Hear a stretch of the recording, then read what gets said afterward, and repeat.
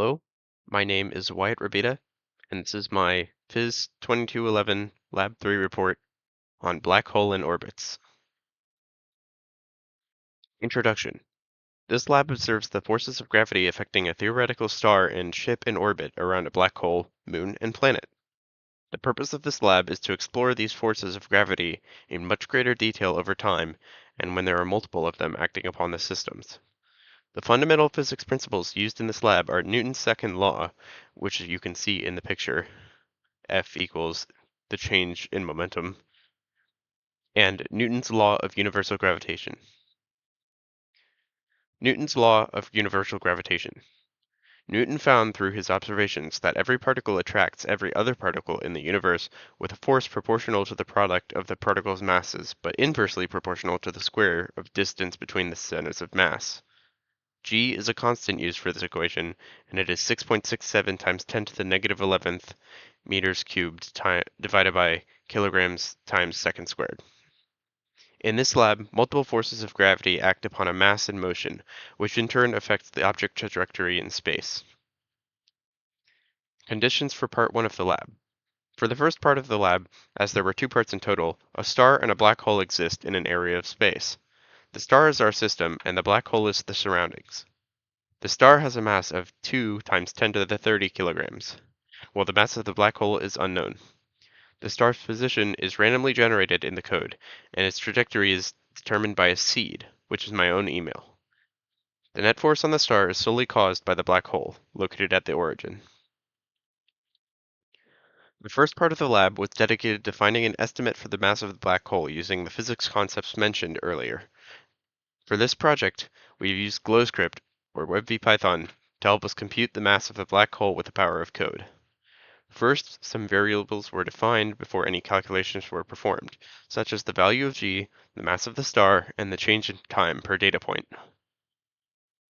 Since it's confirmed that the only force acting upon the star is the gravity exerted on it by the black hole, we can calculate the net force and use that to calculate the mass of the black hole through rearranging Newton's gravity formula. Using Newton's second law, we can rewrite F net equals mass times acceleration as F net equals mass times change in velocity. Since momentum is equal to the mass times the velocity of the object, the change in momentum is equal to the change in velocity times the mass of the object, since the star never changes mass. This leads us to say that F net equals the change in momentum when the mass remains the same. As you can see, we wrote that in code over on the right. This net force that is calculated can be used in Newton's gravitational formula to find the mass of the black hole when you rearrange it. After the formula to calculate the mass of the black hole was put into code, the simulation of the star's orbit was run. While the visual looks cool, what we're really after are the numbers below the visual, which are the masses of the black hole over time. These masses were taken and averaged to reveal that the mass of the black hole in this scenario is 1.595 times 10 to the 34th kilograms. Conditions for part 2 of the lab. For the second part of the lab, a ship approaches a black hole and star system from the first part of the lab. A planet orbits the star, and the planet has a moon orbiting itself. The moon starts orbit in the +y direction. The astronaut wants to put their ship in a figure-8 orbit around both the planet and its moon. The planet is located at the origin, and the ship is landed on the surface of the moon that is on the side of direction of motion. The second part of the lab was dedicated to finding the initial velocity required to send the astronaut into figure-8 orbit with the planet and its moon at least for a little while. Newton's gravitational equations will be useful in determining the net forces acting upon each object in orbit. Like part 1 of the lab, variables were defined beforehand, such as g, the masses of the objects, and the change of time in seconds. Using Newton's gravitational equations to calculate net forces. For both objects in orbit, the moon and the ship, the net forces need to be defined to update the object's velocities and positions using Newton's second law. This was calculated by taking each object and calculating its forces on each other object using Newton's gravitational formula. With the F net forces now defined, we use Newton's second law to update the velocity and position of the moon and ship over time.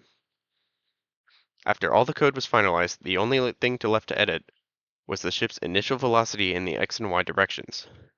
Through trial and error, this is the most efficient initial velocity that I found in order for the ship to orbit two objects for a good amount of time without crashing, though it is an inevitability.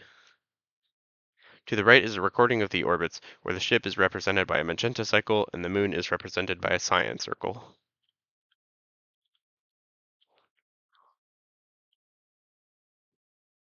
What about error? Since this is a project with baseline code for the students to code over, it is rather unlikely a coding mistake will have appeared if the student has gotten a working answer. However, if I had to do this project again, I would have simplified some of the variable names, as it can get confusing very fast, especially in part 2 of the project. I also would have attempted other initial velocities to see if I could get a weirder or cooler result. What does it mean and what if questions?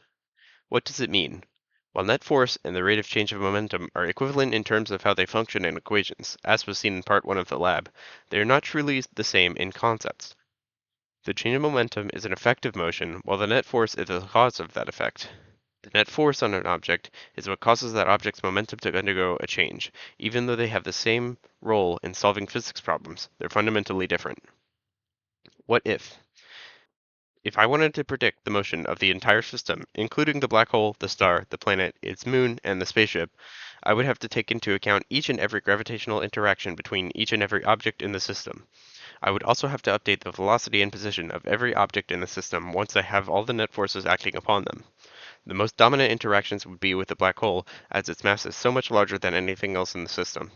The star has the next most dominant gravitational interactions, followed by the planet, then the moon, and finally the ship. I am Wyatt Rabita, and this was my Physics 2211 Lab 3 report.